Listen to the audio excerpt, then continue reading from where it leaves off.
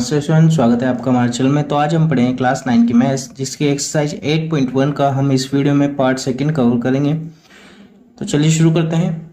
हमारा question number 3 है, समांतर चतुर्भुज ABCD का विकर्ण AC कोण A को समद्विभाजित करता है। जो ये विकर्ण AC है ना, ये कोण A को समद्विभाजित करता है, यानी कि ये वाला कोण इस वाले कोण के बराबर होगा। समद्विभाजित करने का मतलब है बराबर बराबर भागों में बांट देता है। दर्शाइए कि यह कोण C को भी समद्विभाजित करता है, यानी कि इस वाले अगर कोण को समद्विभाजित करता है तो ये C वाले कोण को भी ये समद्विभाजित करेगा। ये हमें बताना है, ठीक है। यानी कि बराबर ये वाला कोण इस वाले कोण के बराबर हमें प्रूव करना है, यानी कि सिद्ध करना है।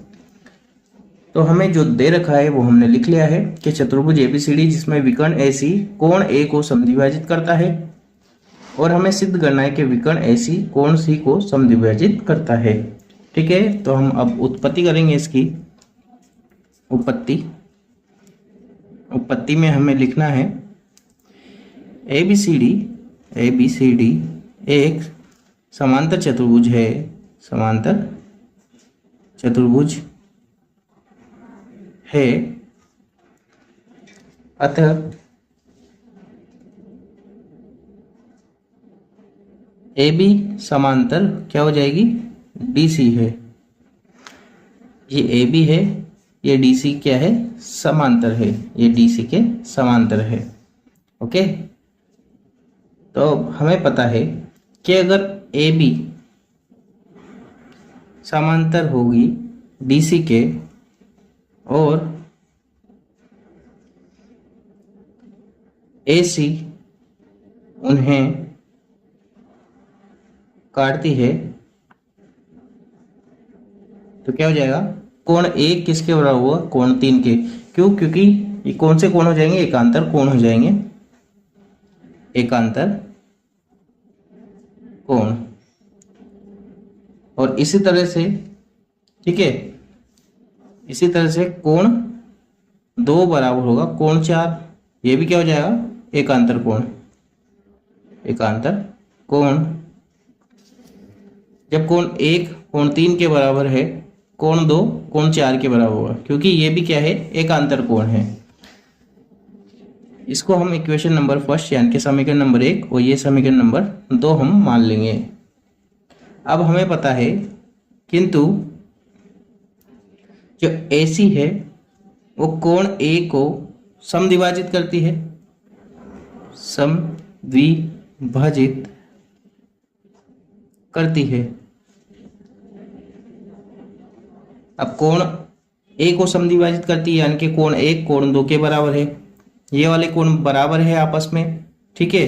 तो हम कह सकते हैं कि कोण 3 भी क्या होगा, कोण 4 के बराबर हो जाएगा, ठीक है। तो हम लिखेंगे समीकरण 1 व 2 से कोण 3 बराबर क्या हो जाएगा, कोण 4 हो जाएगा।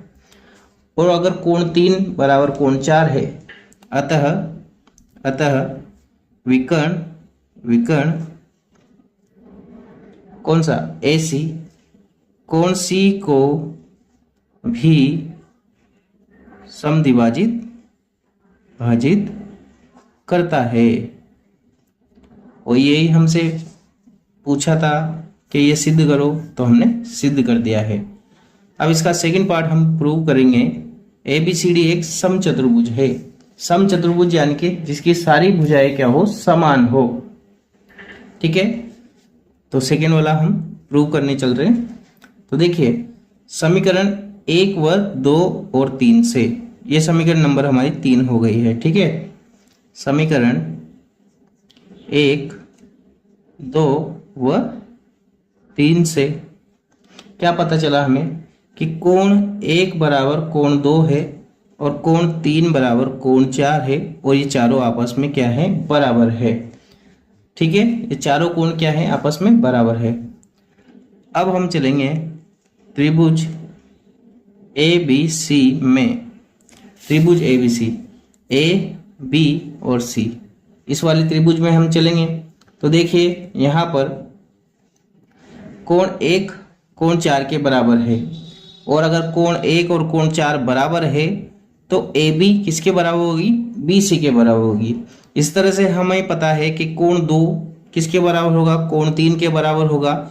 इस तो क्या होगा, ए डी किसके बराबर हो जाएगी, डी सी के बराबर हो जाएगी। क्यों, क्योंकि ये क्या होगा, समद्विबाहु त्रिभुज हो जाएंगे। ठीक है, तो करते हैं, हम लिखते हैं यहां पर कोण 1 बराबर कोण 4। ठीक है, अतः क्या हो जाएगा, ए बी बराबर हो जाएगी बी सी के, ए बी बी सी के बराबर हो जाएगी। ठीक है, यानी कि समद्विबाहु त्रिभुज। फिर इसी तरह से त्रिभुज ए डी सी में, इस वाले त्रिभुज ए डी सी में कोण 2 बराबर कोण 3 है, इसलिए ए डी बराबर क्या हो जाएगी, डी सी हो जाएगी। तो लिखेंगे हम कोण 2 बराबर कोण 3, अतः हम लिख सकते हैं अतः ए डी बराबर डी सी। ठीक है, अब ये बराबर हो गई, इसको हम समीकरण नंबर 4 दे देंगे और इसको समीकरण नंबर 5 दे देंगे। अब जब ये भुजाएं बराबर हो गई है और ए बी सी डी एक क्या है, समांतर चतुर्भुज है, समांतर चतुर्भुज है, क्योंकि हमें दे रखा है कि ये क्या है, एक समांतर चतुर्भुज है। ठीक है, जिसमें ए बी बराबर बी सी है तथा ए डी बराबर और ए डी बराबर डी सी है। ये समीकरण नंबर 6 हम मान लेंगे। तो समीकरण 4, 5 व 6 से कि ए बी किसके बराबर है, बी सी के बराबर है, और ए डी किसके बराबर है, डी सी के बराबर है। ठीक है, तो हम क्या करेंगे, देखो समांतर चतुर्भुज में तो ए बी बराबर क्या होगी, सी डी होगी, यहाँ पे सी डी आएगा, और ए डी बराबर किसके होगी, बी सी के, यहाँ बी सी आएगा। ठीक है, अब इससे बराबर होगी तो हम लिख सकते हैं ए बी बराबर सी डी, और ये भी बराबर है बी सी के, और ये भी बराबर है डी ए के। अतः ए बी सी डी एक समचतुर्भुज है, यानी कि यहाँ पर ए डी किसके बराबर, डी सी के बराबर है। ठीक है, और यहाँ पर बी सी, ए बी किसके बराबर, बी सी के बराबर। लेकिन जब हमें समांतर चतुर्भुज दे रखा है तो ए बी किसके बराबर होगी, सी डी के बराबर, और ए डी किसके बराबर, बी सी के बराबर। अब ये देखो, जब ए बी सी डी के बराबर है, ए बी सी डी के बराबर है, और ए बी बी सी के बराबर भी है। ठीक है, यानी कि बी सी ए डी के बराबर भी हो जाएगी वही। तो हम लिख सकते हैं ए बी बराबर सी डी, और सी डी बराबर क्या होगा, बी सी, और बी सी बराबर है डी ए। अतः ए बी सी डी एक क्या है, समचतुर्भुज है। ये हो गया हमारा इसका question number 3 complete. Question number 4 करेंगे हम। ए बी सी डी एक आयत है जिसमें विकर्ण ए सी दोनों कोण ए और सी को समद्विभाजित करता है। यानी कि ए बी सी डी क्या है, एक आयत है जिसमें विकर्ण ए सी दोनों कोण ए और सी को समद्विभाजित करता है, यानी कि कोण 1 बराबर कोण 2 हो जाएगा और कोण 3 बराबर कोण 4 हो जाएगा। दर्शाइए कि ए बी सी डी एक वर्ग है। ये जो ए बी सी डी है हमारा, इसको वर्ग हमें दर्शाना है, सिद्ध करना है। और इसका सेकंड पार्ट है, विकर्ण बी डी दोनों कोण बी और डी को समद्विभाजित करता है। तो हम पहले फर्स्ट पार्ट करते हैं इसका प्रूफ। तो करते हैं, देखिए हमें जो दिया है वो हमने लिख लिया है, और जो सिद्ध करना है फर्स्ट वाला पार्ट वो हमने भी लिख लिया है। अब हम चलते हैं कि कोण 1 किसके बराबर होगा, कोण 4 के बराबर हो जाएगा। वो कैसे, कोण 1 कोण 4 के बराबर हो गए, क्योंकि एकांतर कोण है, क्योंकि आयत है। ठीक है, और आयत की भुजाएं क्या होती है, ठीक है, समांतर रेखाएं होती है। इस वजह से कोण 1 और कोण 4 बराबर हो जाएगा, क्योंकि एकांतर कोण है। इसको हम फर्स्ट मान लेंगे। और कोण 3 बराबर कोण 4 हो जाएगा। ठीक है, कोण 3 कोण 4 के बराबर है, क्योंकि ये हमें दिया गया है। दिया है, ये समीकरण नंबर 2 हो जाएगी। तो कोण 1 बराबर कोण 3 हो जाएगा। ठीक है, कोण 1 किसके बराबर हो, कोण 3 के बराबर होगा, क्योंकि जब कोण 4 कोण 1 के बराबर है और कोण 4 कोण 3 के बराबर है, इसी तरह से क्या हो जाएगा, कोण 1 किसके बराबर होगा, कोण 3 के बराबर होगा। ये हो जाएगा समीकरण 1 व 2 से। ठीक है, और ये इसको हम समीकरण नंबर 3 मान लेंगे। अब चलेंगे हम त्रिभुज ADC में। कौन सा त्रिभुज, ADC में कोण 1 कोण 3 के बराबर है, तो ये कौन सा हो जाएगा, समद्विबाहु त्रिभुज हो जाएगा।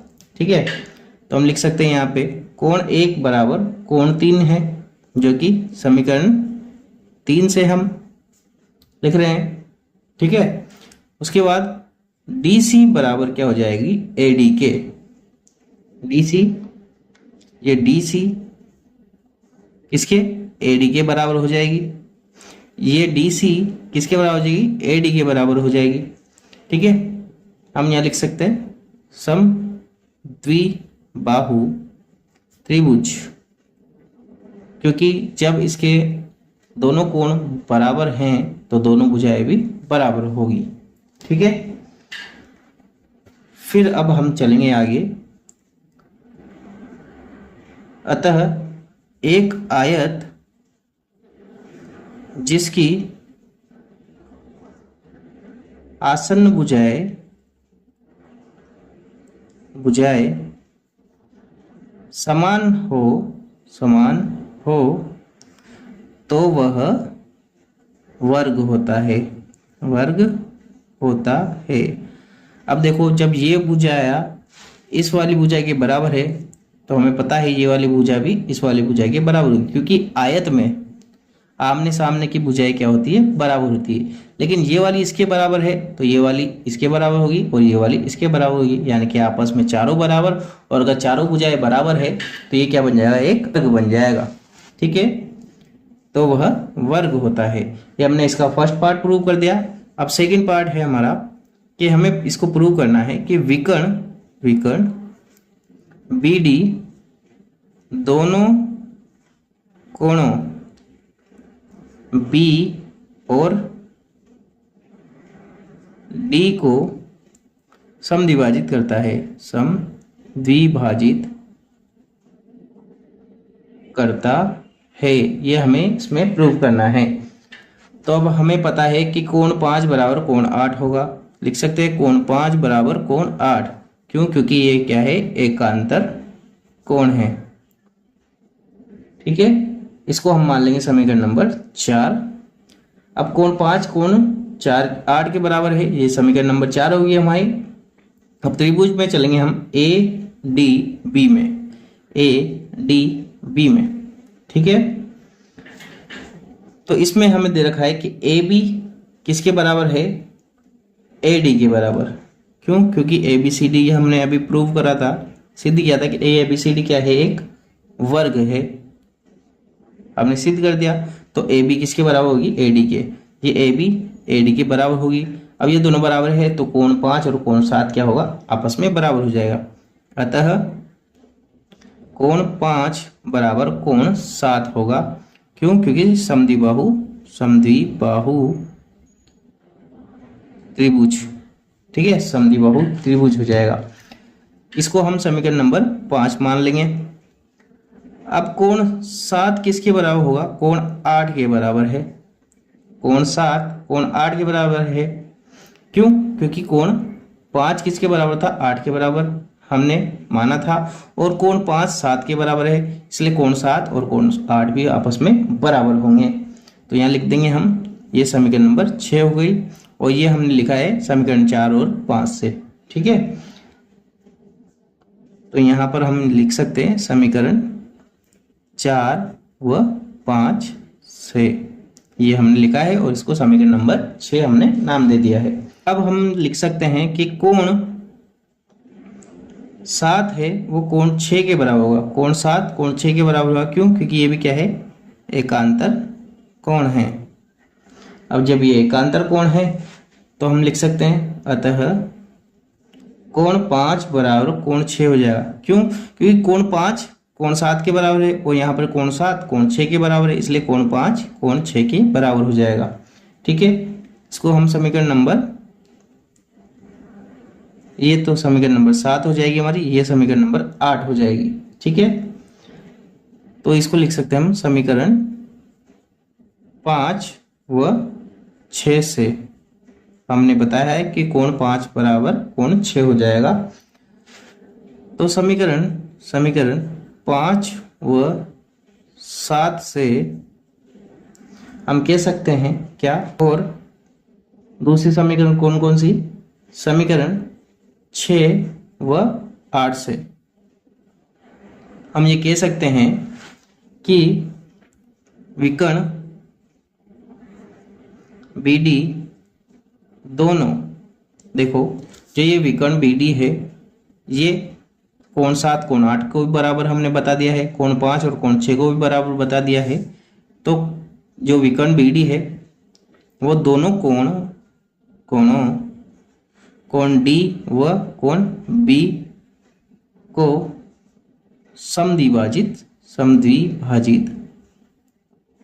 करता है, और यही हमें सिद्ध करना था, हमने सिद्ध कर दिया है। क्वेश्चन नंबर 5 करेंगे हम।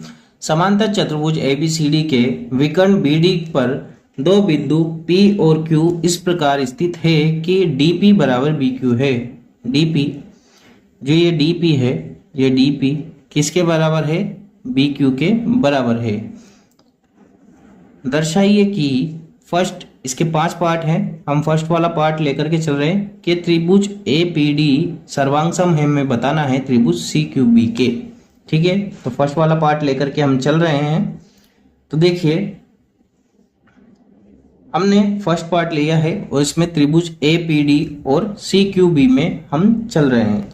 तो देखिए APB त्रिभुज और CQB में APD A P और D ये वाला त्रिभुज, ठीक है, और CQB ये वाला त्रिभुज,